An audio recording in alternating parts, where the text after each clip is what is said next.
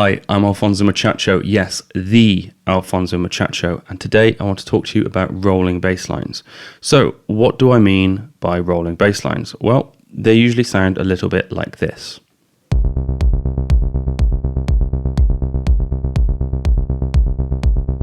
This isn't a complex sound to achieve, but it's important that you get it right because, well, the bass line, along with the kick, is the foundation of your track. The first time I ever really noticed a bass line like this was Elka Klein's remix of Surrender by Way Out West. Now, I can't play you this, otherwise I will get struck by the full force of the YouTube ban hammer. But I encourage you to check it out. It really is an excellent remix. So, obviously, this wasn't the first use of this sound, but it really struck me as a well-made and well-mixed bass line. So I spent some time perfecting and kind of imitating this technique. So why would you want to use this type of sound? Well, it's very good at driving a track forward.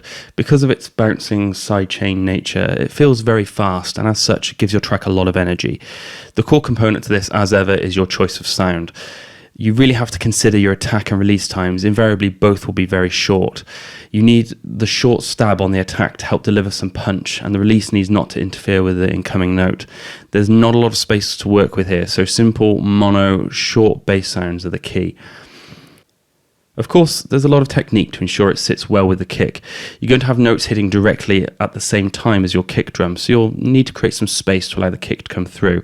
The first technique, as I'm sure you've seen many times in many thousands of YouTube tutorials, is to use sidechain compression to allow the compressor to duck the bass as the kick hits.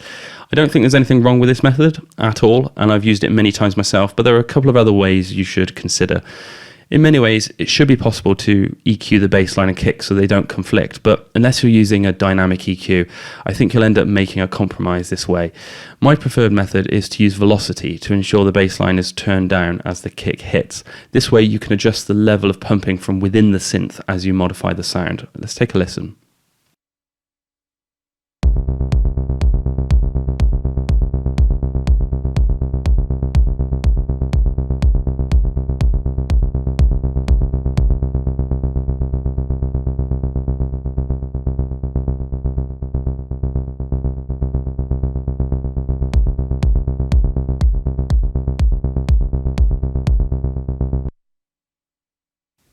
This has much of the same effect as using a sidechain on a compressor, but for me, I like having all the controls of the sound within the synth.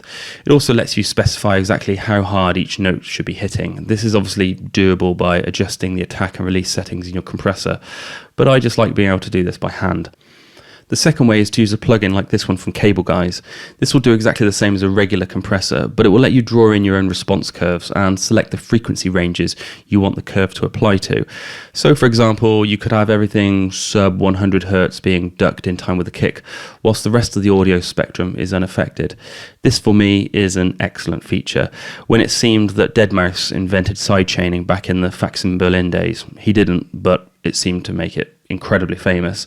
Every producer in the universe started using sidechaining on everything, not just the bass, but literally everything, even including percussion. This personally became far too much for me. Every track was just bouncing constantly and it all became really irritating. I still hear it occasionally in prog house and trance, especially in pads. It might just be me, but it sounds really cheesy. So having the option to mold the sound in this way is great, along with the mix control knob in the top right hand corner if you want the effect to be more subtle. It's definitely worth checking out this plugin.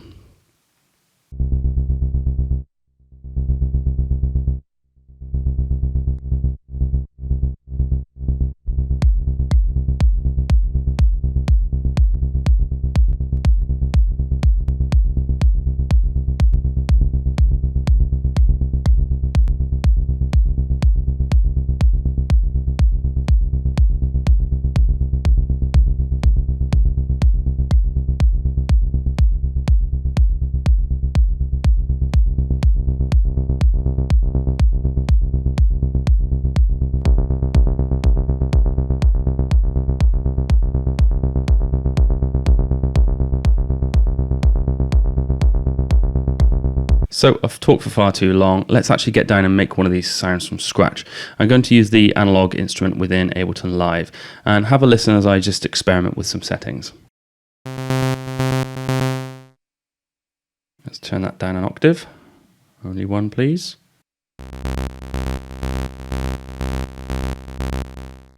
Now, the first thing we need to do is work out this envelope. So I like to play a lot around with the decay a lot.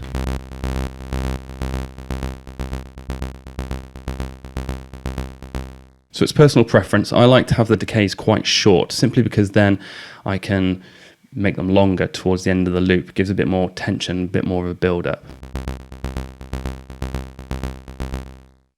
So let's automate that.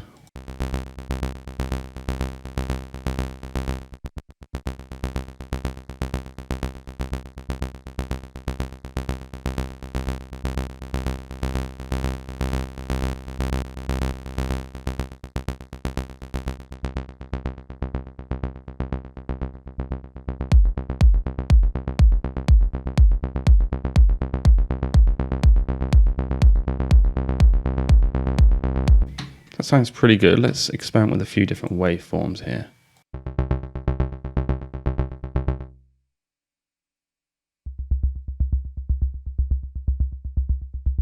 Okay, so I'm not a big fan of the square wave here, but I like the sine. The sine's really useful for if you have a beautifully rich harmonic mid-range bass line, but it doesn't have a lot of punch underneath it.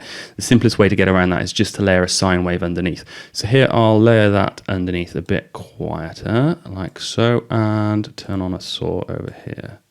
Let's have a listen to this.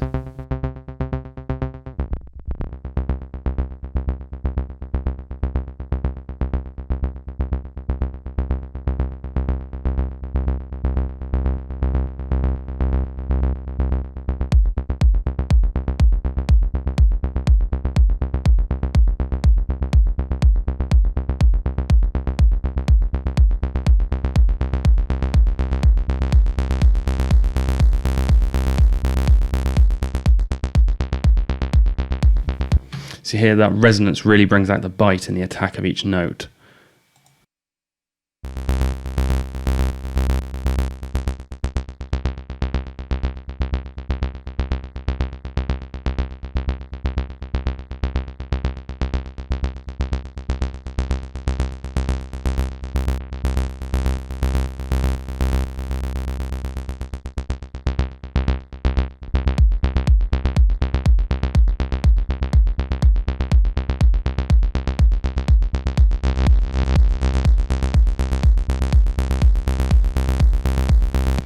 Okay, so maybe this is one of the instances where you could use a compressor. Let's drop it on and do a bit of the good old side chaining.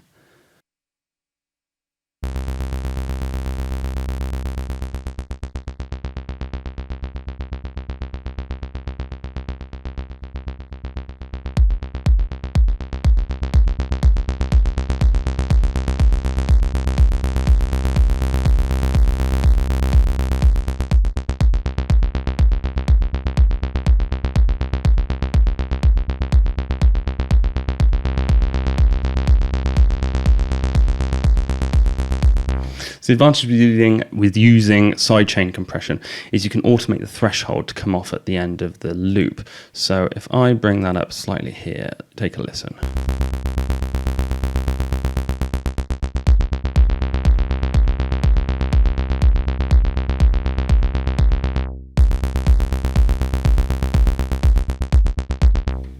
Let's take that decay down and you'll hear what I mean.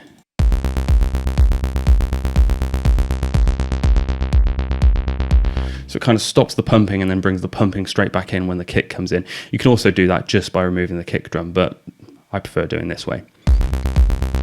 So let's drop a redux onto here, just to jazz up that sound. It's getting a bit boring.